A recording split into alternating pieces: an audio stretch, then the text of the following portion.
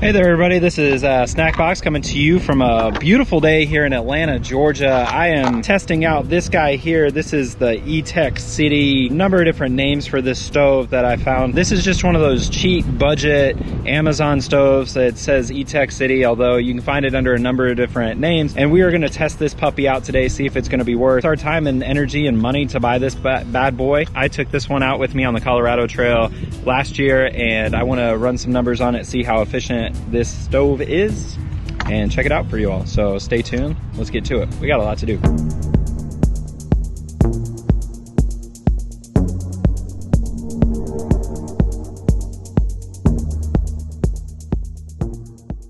This is the Etekcity stove. I took this bad boy with me on the Colorado Trail. I wanted to run some numbers on it, see how it's doing, and just kind of figure out how efficient this is. And later on, when I get other stoves, I want to test this against this stove against other stoves for its efficiency. And so I want to have this sort of standardized test. What I'm going to do is I'm going to see how long it takes to boil about 12 ounces of water. And so I've got this here. This is my little cup. Obviously, it's a little cup. Let's fill it up with about 12 ounces of water. Now, talk you through this. This stove here has the little piezo starter. A lot of people will gravitate towards stoves with this. It makes it seem much easier. For a lot of people, they don't have to carry a lighter. However, if you do decide to take a stove like this back into the backcountry, definitely recommend still carrying a lighter, because these guys here have a little ceramic piece right here, and that ceramic can crack, and if it cracks, then the spark will actually ignite through the middle, sort of like a spark plug. If you ever held one, they have that ceramic on it that insulates the electrode or whatever that thing's called. So just make sure you're always carrying some backup to light this, because nothing worse than having a stove in the backcountry when this doesn't work. And coincidentally enough, mine broke on this, and it's broken on every single stove I've had with one of these lighters. So what I've done here is I've weighed the canister of fuel. I've got my 12 ounces of water measured out here, and I'm going to use the same stove here. And my goal is to see how long it takes to get this 12 ounces of water to a rolling boil. That is sort of standard for a lot of people. You'll recognize that phrase, rolling boil, from water purification instructions. So you want to make sure that whenever you're boiling water, you bring it up to a rolling boil to kill all the parasites and amoebas and all that sort of crazy stuff that happens in water. Basically why we've gone with that metric, that measure for our metric, I guess we're going to say. I'm going to start over with some new water. I've got some dog hair up in my cup of water here. So if you're interested in this stove, or you're interested in any of these tools that I'm using here, I will put links to a page where you can purchase these off of Amazon. You don't have to, of course. You don't need to feel any pressure to do so. But if you do, it does help out the channel. So feel free to follow those links below. Pick up a stove for your hike. If you found me through my Colorado Trail videos, you might be trying to plan a Colorado Trail through hike. And it's good to know that often in years where there's not a lot of snow or a lot of rain or water, precipitation, they will ban the alcohol stoves. So they will require that every stove that you take, that you be able to turn it on and off. So it's a good thing to have one of these stoves on hand just in case they ban alcohol stoves, and that way you can prevent burning down the forest, which is never a great thing, right? I just watched a red-tailed hawk swoop down, catch a bird, and it is killing it right now. Let's see if we can get this bad boy over here. I don't know if you can see it there, but there's a red-tailed hawk there, and there's a bird in its claws, and it is absolutely just waiting for this little bird to die. It's kind of unfortunate. I guess that's nature, right? The circle of life, all that nonsense. Oof, that's a little bit crazy. Put the water in here. I think I spilled a drop or two, but it was already over a little bit as well. All right, so here's my favorite tip for these stoves. So what often happens with these stoves is you'll have somebody who will come over here, they'll light it up, and then they'll get really nervous, and then they'll spark it and pull away and get really scared. Here's the thing, you don't have to worry about that. What you do is you start up the stove, you hold the lighter here, and once you get the lighter lit, you bring it in from below. Piece of cake, no fear. For these tests, I'm just going to run it full bore. And now we wait.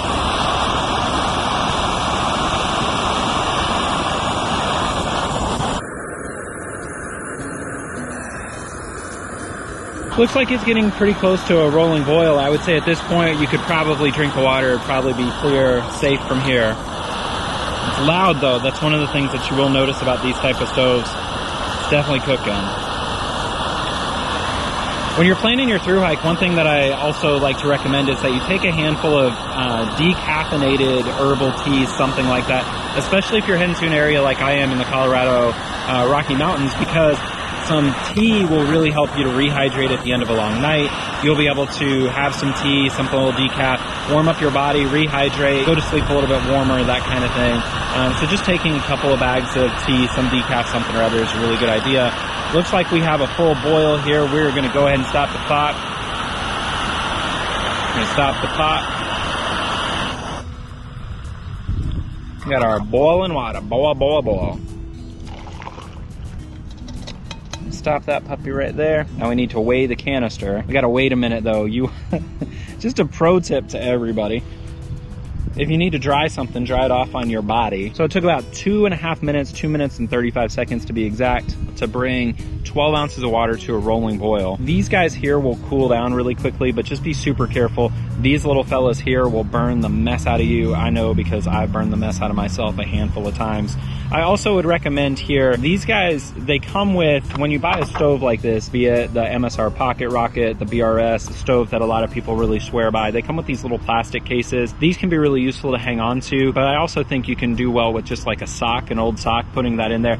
What you don't want to do is put a stove like this into your nice GSI Soloist or whatever pan you have, especially if it's got the nonstick, because you need that nonstick to stay on there. You don't want this scraping it off, because that's really why you spend so much money on a stove like this, or on a pot like this. I love this pot, by the way. I use this whenever I'm not going stoveless. This is the pot that I take. I really love it. I'll leave a link for you below as well. I think this is one of the best pots, and if you're going with a partner, their Dualist, the GSI Pinnacle Dualist, is absolutely phenomenal as well. I can do a review on that later. I like the Soloist a little bit better. I like it even better than the Dualist, because when you fill this up with food, you're gonna share it with somebody. When you go to pour the food, this guy here, it gets so heavy when you're pouring it that in the Dualist, it actually can pinch and almost come loose. So I don't love that, especially if you're doing a lot of water-based food. And so you get the idea here. I'll put this guy away. Let's go ahead and weigh this here. Looks like we're right at 173, 174 grams, which means it burned about 20 grams of fuel doing that. That's not terribly bad. So to boil water, you can kind of estimate this is gonna last you probably about 4.5 to 5 days in the backcountry. I actually think that's relatively inefficient given a couple of different things. One is that I used a canister like this when I did the collegiate loop, and this was plenty to get me through 8 days. So if this is burning up in about 4.5 days, that's not super great. You can kind of run the math on that and see what you think by way of how long it would take you to use this stove to catch up and basically offset the cost MSR stove. I do think you're going to burn more fuel is basically what I'm saying. That a more expensive stove will be more efficient, and they're not terribly expensive to buy those more expensive stoves. I think this one here runs somewhere in the ballpark of about 20 bucks, give or take, and the MSR Pocket Rockets, they improved them recently, and I think they're going to be more efficient. I'll pick one up soon and run a test on it to compare it with this.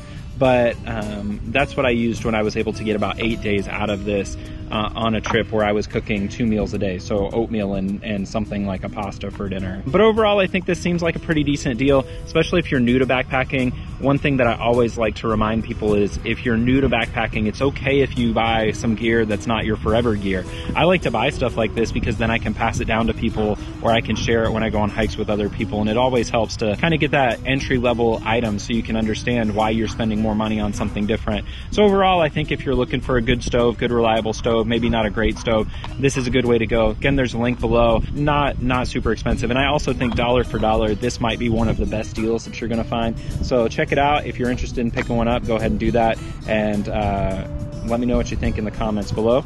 I think that about covers it. If you are following me on this channel, or if you are watching this channel, I hope that you'll click like and subscribe so you can keep up to date on all of these different products that I'm reviewing and some Colorado Trail through hiking tips, that kind of thing. What I'd like to know in the comments below is your cooking setup, what you use, what you don't use, and what kind of changes you've made to your setup since starting backpacking. A lot of times I think it's good to know that most people change, that you don't stay the same. When I first started backpacking, I started using a jet boil, which I thought was really great, and then that became too big for me because I was really focused focused on volume. So I downsized here to the GSI Pinnacle Soloist, and then halfway through my through hike last summer, I went completely stoveless, and I honestly don't know if I'm going to do a stove ever again on a long hike, although for an overnighter, 100% absolutely taking a stove. Going to have some coffee in the morning, that kind of thing. So that basically covers it, everybody. Find me on Instagram at Backcountry Champion and send me a message and let me know if you'd like one of these sweet outside comfort zone stickers. I've been mailing them out for free. You don't even have to pay me. You don't have to follow me on Instagram either. Just let me know where to send it and I will send you a thank you for all the support here on this channel. I appreciate you all. Have a great day. I'll talk to you soon. Snackbox out.